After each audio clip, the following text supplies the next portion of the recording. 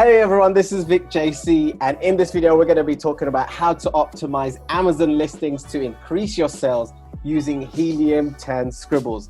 And we've got my friend here, Bradley from Helium 10, the main man at Helium 10, who I just heard who's actually been promoted recently at Helium 10. Is that true?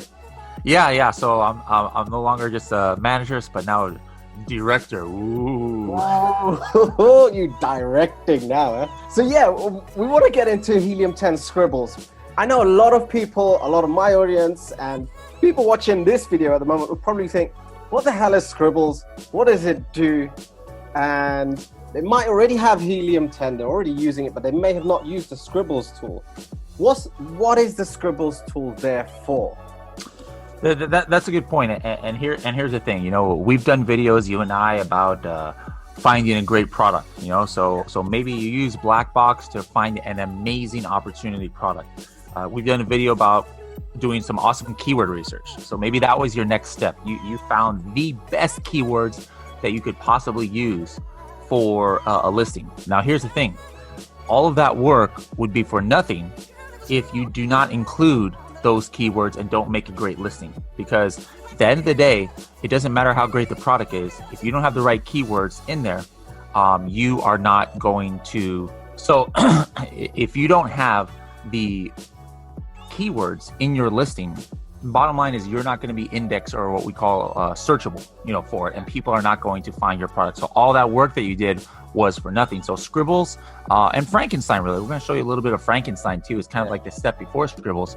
It's really going to help you make sure that you have the right keywords in the right places. Now, here's just a little tip. It has nothing to do with Helium 10, but it also kind of matters how you have keywords in your listing. For example, let's say I'm going to pull up some keywords here that have to do with a picnic basket.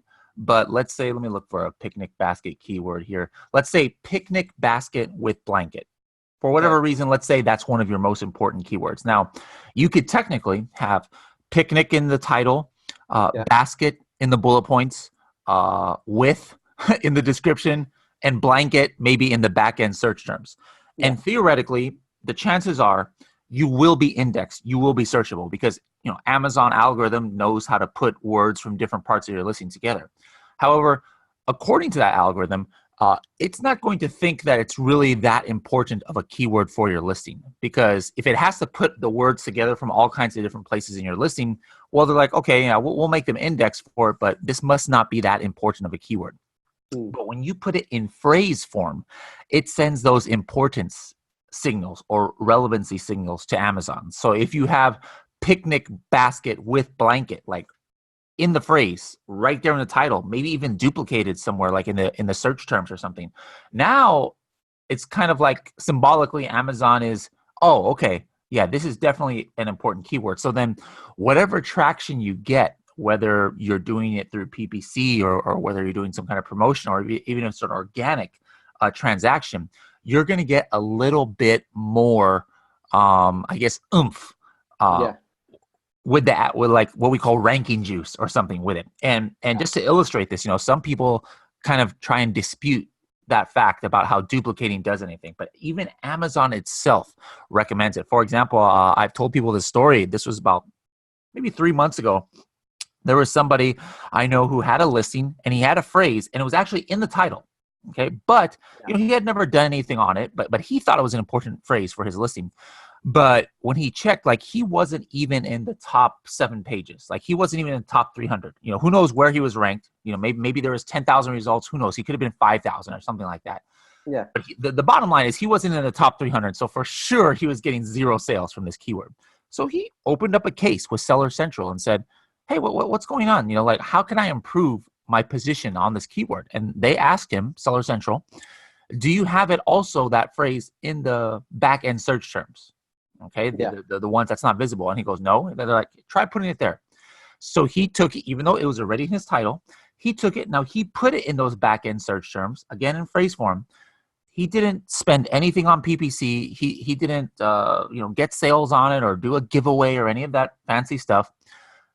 Now, he didn't get to page 1, but he went from being unranked to like maybe 250. So still he's getting 0 sales, but now all of a sudden he's on page 6.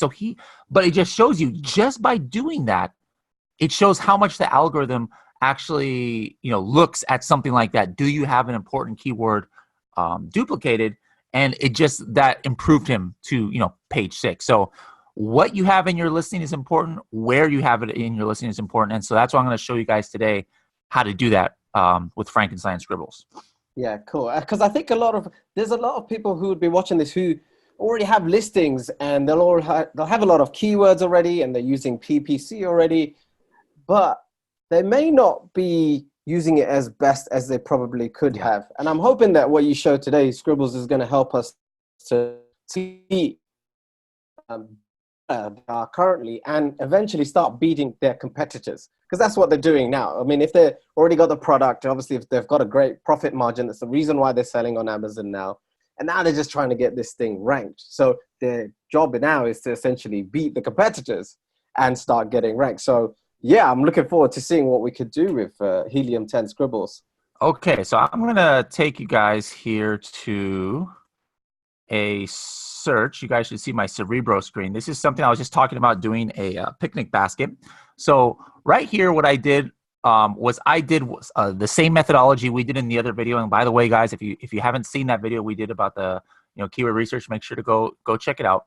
But let's just say these were the 8 keywords that I targeted, or that I thought were the most important if I was going to come out with a picnic basket. All right. I'm not saying, hey, somebody with a picnic basket should all use these keywords. I just wanted to have a list of 8 keywords. Well, the very first step is I'm going to export these keywords directly to Scribbles. So I'm going to open up a Scribbles window here, and I'm going to paste those keywords right here, and I'll show you what the next step is. So here are those 8 keywords that I want to make sure are in phrase form, possibly duplicated, because I targeted, for whatever reason, that they're the most important. Now, you might say, well, why don't we just put everything in phrase form? Well, the answer is there's not enough room. You only have so much room in your title, bullet points, description, and backend. There is no way that you could put every single phrase that you encounter in phrase form. So I usually try and go with just the most important ones. So now, so how do you determine which is the most important one? Absolutely. What I did here in this case is I'm analyzing the top competitors that I targeted for this picnic basket, like the ones that were selling the most products that look the most similar to me. So what I did was I said, show me, I told Helium 10, show me the keywords where at least, 2 or 3 out of these top competitors, they're all ranking for it. Not only that, they're all ranking like on page 1. So right here, I said, hey, show me where their rank average is between 1 and 30. Because then that really tells me, wow, if I have a picnic basket similar to these are the keywords that are bringing my direct competitor sales. Yeah. So if my product is going to be similar, I've got to rank high for these keywords, because that's the keyword that people are going to use to find my product. And then, of course, I chose the ones that are searched a little bit higher. In this case, I picked 400. In some categories, the minimum you'd probably want to put 2,000 or something to narrow it down. Yeah. So that's usually the best way to find the initial list of important keywords. Okay, cool. So now what I'm going to do is I'm just going to open it up a little bit more, just to symbolically kind of, I want to come up with a list of like maybe 150 or something keywords. And this one has no rhyme or reason. I'm just trying to simulate, like, there's 158 words. So like, let's just say I did some keyword research in Magnet. Let's just say I've done, I'm going to go a little bit higher. I want more than 158 keywords. Let's see. Let's just say I did research in Cerebro. Let's just say I analyzed other competitors. Maybe I did some keyword research in Google, whatever. Now I have 211. This is not individual words, but full phrases. Okay, so there's 211 phrases here. Let's say, hey, these were my complete list of keywords that I want to get somehow indexed for. And then again, remember, I don't have to have them in phrase form. So with that in mind, before I go to Scribbles, I'm going to go to Frankenstein. Frankenstein is our keyword processor. And as you can see, I have all 206 or whatever it was keyword phrases here. It tells me right here that there are actually 630 words in here. This could be up to like, 1,000 or 2,000 if I had more than 200 phrases. But I know, hey, there is not 630 individual words here because look, here's basket, basket, basket, basket. So I know there's a lot of duplicates. That's what Frankenstein is for. I'm going to remove the duplicates. I'm just curious, how many individual words are here? I don't have to put baskets 75 times in my listings to be indexed for. I just need it once. So I'm going to say remove the duplicates and let's process this. There. I'm going to go ahead and remove common words like a, and, the, it. I know naturally I'm going to have those, probably get those words in my listing anyways. And I'm going to remove the single letters like I, A, Z, if it ever was in there. All right. Or as you guys say, call it Z, right? Z. Or is that Canada? Or all right. They don't say Z in Canada, do they? I think they do. Like I think America is one of the only places where we don't say that. I don't know. We do a lot of strange things here in America, but anyway, who doesn't? Now I have this. I have you had 630 words before, right? Huh? So you had 630 words. Yeah. Now look how much. Do you see? I don't know if my computer screen is big enough here. It's down to 115. So out of these 630 words, there are actually only 115 individual unique words. So let's go back a step. Remember, we've got here how many? 211 phrases. Like, some of these keywords have like 5 or 6. All of a sudden my lighting here decided to have anyways, we've got some of these keyword phrases are 5 or 6 words, but it's kind of cool to know that there's actually only 115 individual words I need to get in my listing to have the potential to be searchable for all those hundreds and hundreds of keywords. Now in Scribbles, you need to have it line by line. Okay. Now I don't have to copy and paste this one by one. It's just one more click right here. I'm going to say one word or phrase per line. Okay. Boom. So now, thanks to Frankenstein, I have this list of 115 keywords exactly in the order that I need it. So I'm going to go ahead and copy this. And is this in order of importance or what you've put it as initially, how many people are searching for it? It could be whatever I want it to be. Like I could have it in order of length. Yeah. I could have it in order of frequency. Remember I said basket is probably here 100 times. Yeah. So like for example, here's something cool. Watch this. I'm going to include word frequency count and I'm going to put it in descending order. So now I know that basket is 109 times right here. Yeah. Picnic is here.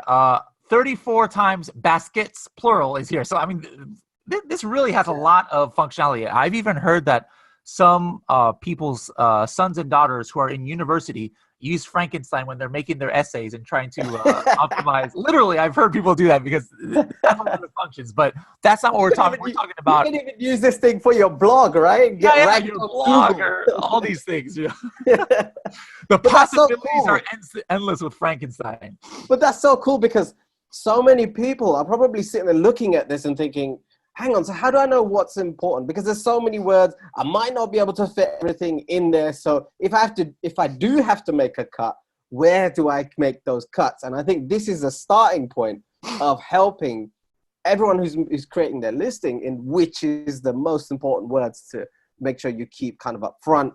Absolutely. Listing or more often, right?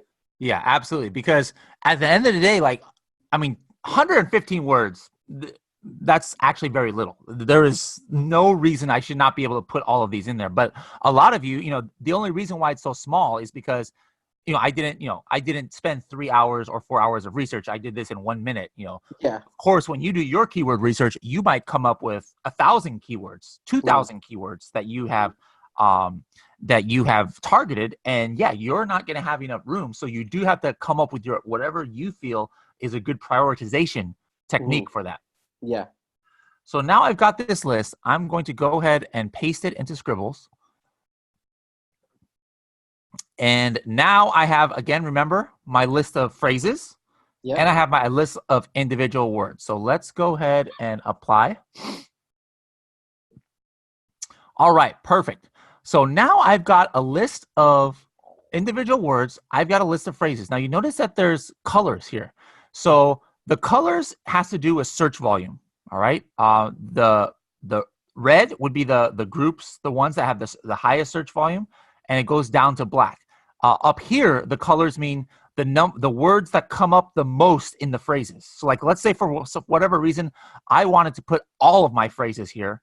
Well, then picnic, or I mean, it still is picnic and basket, just like over here, you know, came out to be the most common. Well, it's going to be the same. Yeah. It's going to be the same here.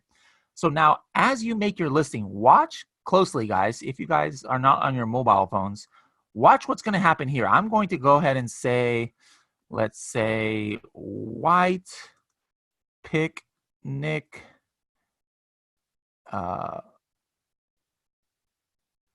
basket with blanket. Okay. This is just one phrase in my title, one phrase. But what happens is Amazon knows that individual phrases make this up in phrase form. It doesn't have to put words together for this, because watch this. Look what got a line through it. Picnic basket I use. Why? Because picnic basket I use right here. That was a phrase within a phrase. Picnic basket with blanket I used right here. Mm-hmm. White picnic basket is right here. So that is what I really suggest doing when you make your title. By the way, guys, title is the #1 most important part of the listing as far as Amazon is concerned. The back-end search terms is #2. So try to put multiple keywords in one, or multiple keyword phrases in phrase form in the title. You don't have to put picnic basket is great for wicker picnic basket and picnic basket with blanket. Like that doesn't even make any sense in the title. But this totally makes sense. White picnic basket with blanket. And I was able to put 3 of my top 8 phrases in one 5-word phrase. And so that's what I highly suggest. And this has nothing to do with Helium 10. But regardless if you're using Helium 10 or not, try to do something like this when you're making your title. Be mindful of trying to put phrases within phrases. And almost any category will have it.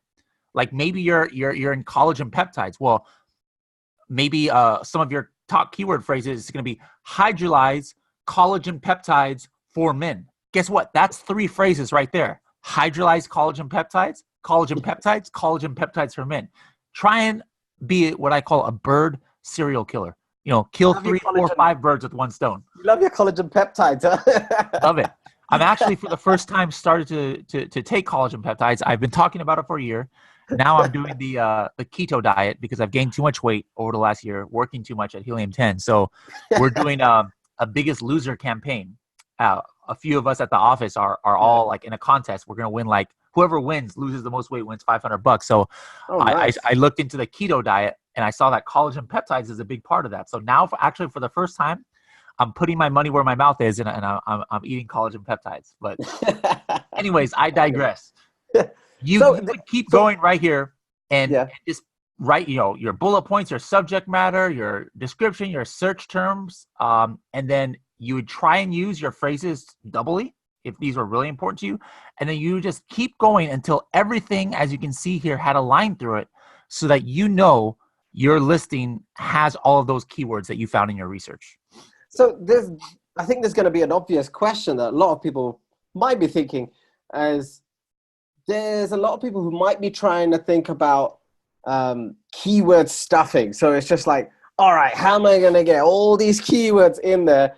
And there's going to be a lot of people who would stuff all of this into their listing, and none of it makes sense. Yes. What's the advantage or disadvantages of that happening? Here's the thing. Keyword stuffing is okay, but in this only if it's not visible. Okay. No, and here are the cases where it's not visible. Number 1, in your subject matter. Subject matter is a field that is not available as of the time of this video in Amazon Europe. So if you're in UK, Germany, Spain, you don't have subject matter fields available. It's not even available all over Amazon USA, only in some categories. But since it's not visible, you can keyword stuff there to your heart's content. Actually, that's where you should put the things that don't really make sense. Like look at this. This is one of the important keywords. It's a misspelling, picnic, N-I-C-K.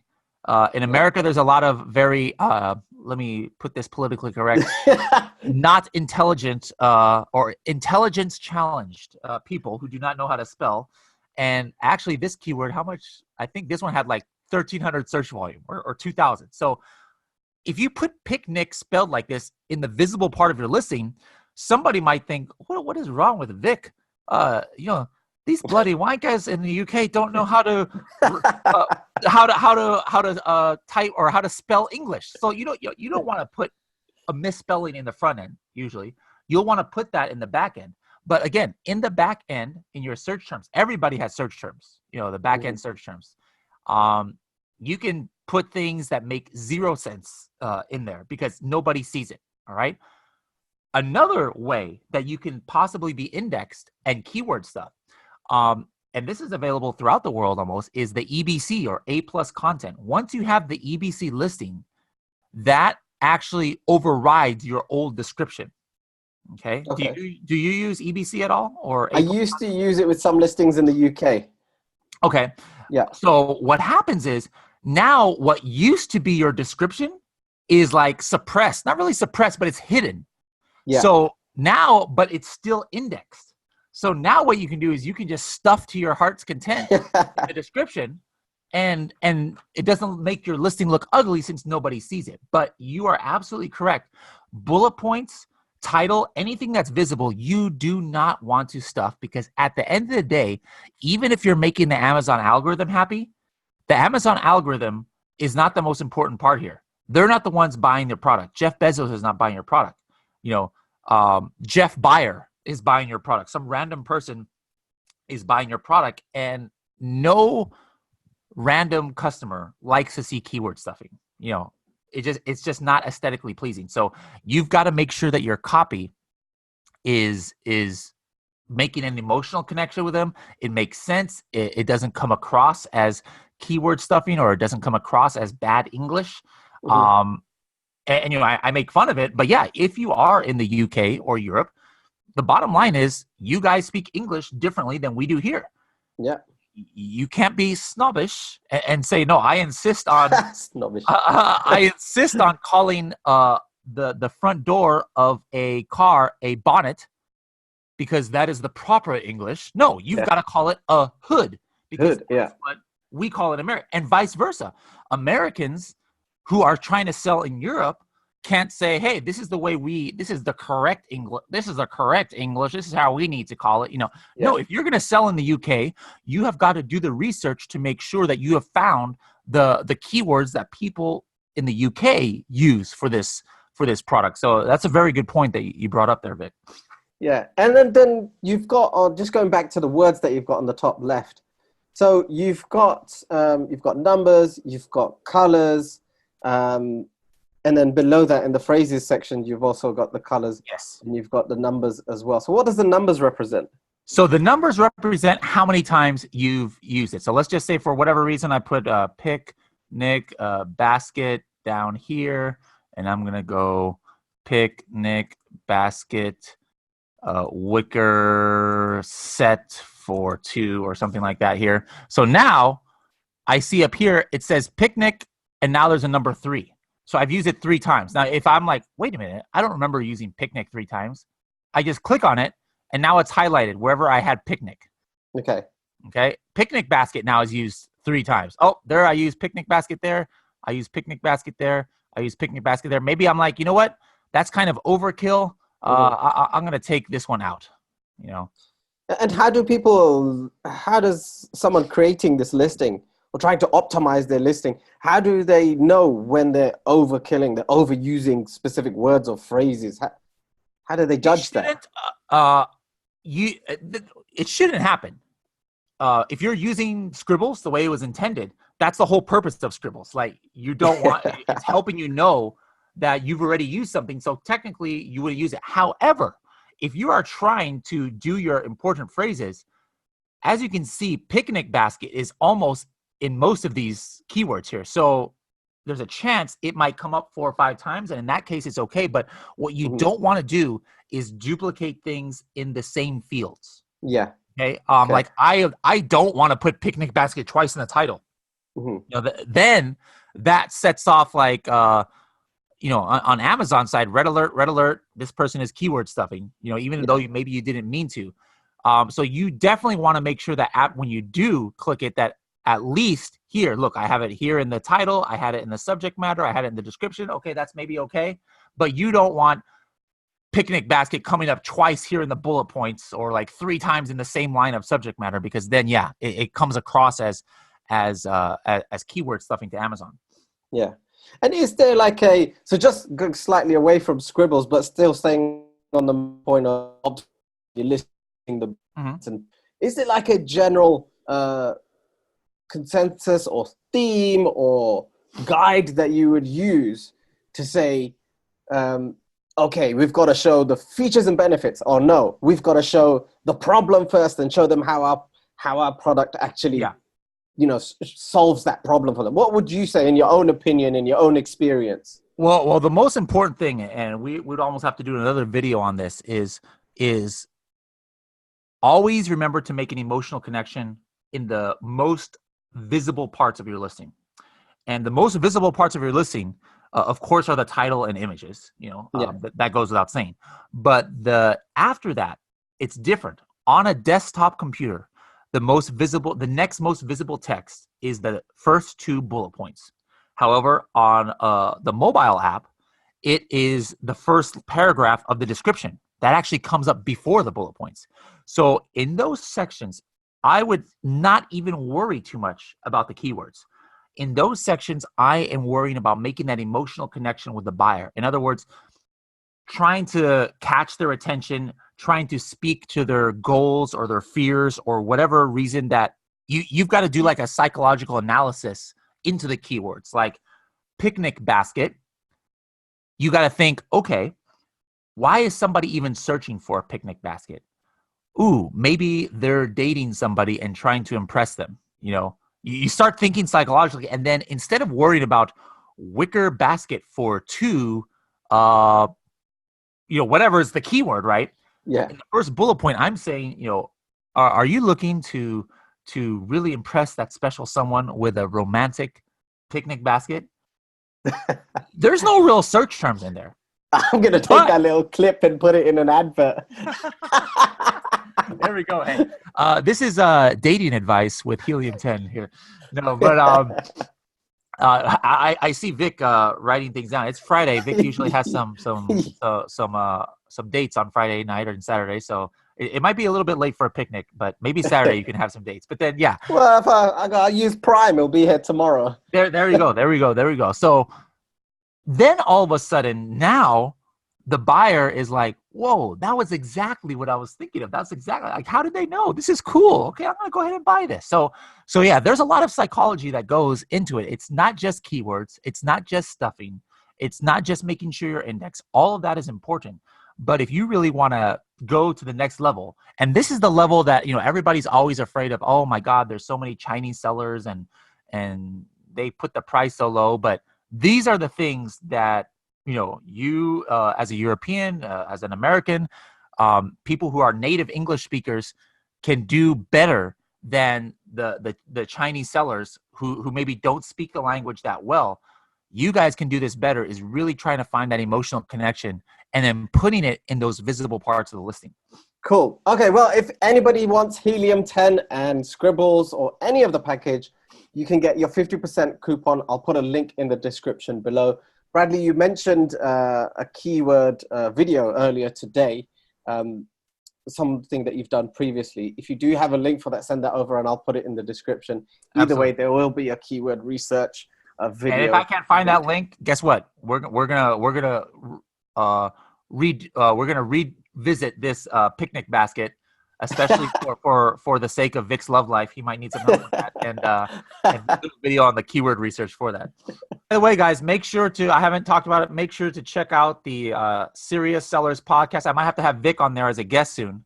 So we'll have to talk schedule. Serious Sellers podcast by Helium 10. It's something that, I'm not just trying to plug this. We get no money for it. There's no advertisement on it or anything. But in general, guys, it's very important. Videos like this, Vic's channel. Vic doesn't charge you to watch these videos, any of the videos he does. This is free education, guys. So valuable. Wherever you can find free education that is going to help your Amazon business, do it. And podcasts are one of those ways. We have over 60 episodes that we've done on the Serious Sellers podcast, and every single one blows my mind. I've got amazing guests on there who the one that just launched yesterday, check this out. She was a former Amazon seller, and now she started a Shopify business where she takes Facebook ads and sends them to a Shopify site. In the fourth quarter last year, one product, she never touched one of the products, 100% drop ship from China. She sold $750,000 of one product, zero Amazon, zero shipping, and 35% profit margins. Wow. So those are the kind of like crazy things that we talk about on the Serious Sellers podcast. Make sure to listen to it. And if you guys start liking it, tell Vic, hey, Vic, you got to get on the Serious Sellers podcast. That's also going to help your profile. And some ladies in the UK were like, oh, who is this bloke? And then they're like, okay, hitting him up. If they speak like that, I'm not interested.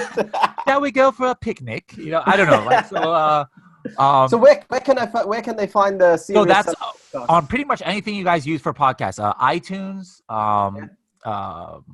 Spotify, Podcast, Stitcher, Spotify, even. Yeah. Make sure to just search for Serious Sellers Podcast, and we've had some amazing guests that you guys can learn a lot from. Cool. So I've been doing tons of interviews lately anyway, and I've done some live ones in the UK, in London. Excellent. So I'm prepped and ready for you. Let's see. Sounds good. Cool. So yeah, if you want that 50% discount, I'll put a link in the description. There'll be a whole bunch of other useful things for you guys. Don't forget to check out the Serious Sellers podcast. Bradley, thanks for the tutorial today on Helium 10 Scribbles. I think that will really help a lot of people optimize their listings for their Amazon product and hopefully start beating their competitors. But guys, like Bradley said, keep using this free information that you can get from pretty much anywhere. You can listen, the Serious Sellers podcast, for instance. You listen to it in your car, listen to it on the way to work, on the commute, whatever. And then you can watch these videos at a later date so you can check out how to use it live as we show you over the shoulder. So you want to dive deep. Oh, am I kidding? I can't sit like this. There we go. It's more comfortable. So if you're thinking about selling on Amazon, or you're just in your product research stage and really finding it a struggle to find a product and wanting to know whether your product is profitable or not, consider joining the FBA Stars program, where I take you through right from start to finish a step-by-step over-the-shoulder program on exactly how to start selling on Amazon. So I show you right from the start on how to set up your Amazon Seller Central account, how to do product research, and some real in-depth techniques on how to add value to those products, so you're adding value to customers and you're not just selling the exact same thing as everybody else. I'll take you through exactly how to get the best suppliers and the best prices from the suppliers, and I'll also give you some free templates that I use every single time I contact new suppliers, so you can get those best suppliers and the best prices for your specific product. Then I'm going to take you through a profit analysis, and we're going to make sure that all the costs that we have are in the profit analysis sheet, including finding a company to ship your products from China to the USA as seamlessly as possible. Then we're going to make sure that you've got an amazing product packaging and brand, and we're going to make sure you have a phenomenal listings, so when people come onto Amazon and they type into the search the product that they're looking for, which would be your product, you are the one that is found. And we're going to make sure that you get ranked to the top with that specific listing. So we're going to have amazing images for you, and I'm going to give you all of the suppliers and the people that I personally use for my business and my products, so you can launch really fast. And then we're going to go into a launch plan to make sure you hit that first page for your specific keyword.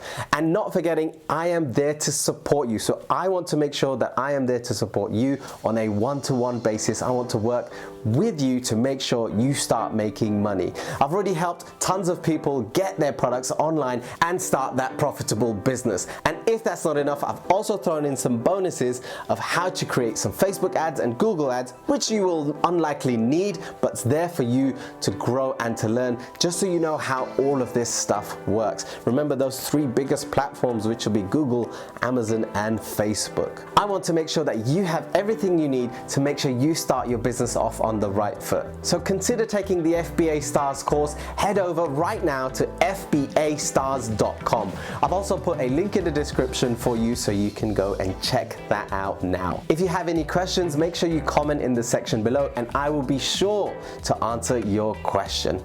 I will see you on the inside.